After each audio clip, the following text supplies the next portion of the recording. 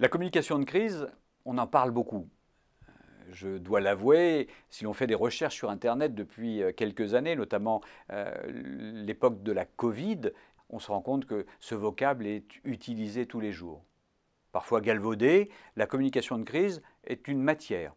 Elle s'enseigne, certes, mais elle doit se pratiquer. Et elle doit être maîtrisée par l'ensemble des institutions, des entreprises, voire même de certaines personnalités. L'irréputation, le bad buzz sont fréquents et chaque jour nous avons des exemples concrets qui vont nous permettre de comprendre comment telle entité, telle entreprise, telle personnalité est attaquée sur les réseaux sociaux par exemple ou dans la presse.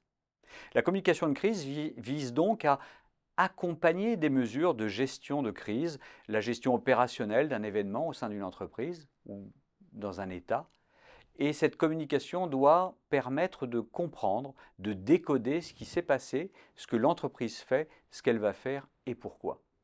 Alors la communication de crise revêt un caractère, une importance fondamentale depuis quelques années. C'est devenu, je l'ai dit, une science, mais ce n'est pas une science exacte. En revanche, la maîtriser, mieux la comprendre, fait partie d'une expertise que nous maîtrisons chez Nitidis.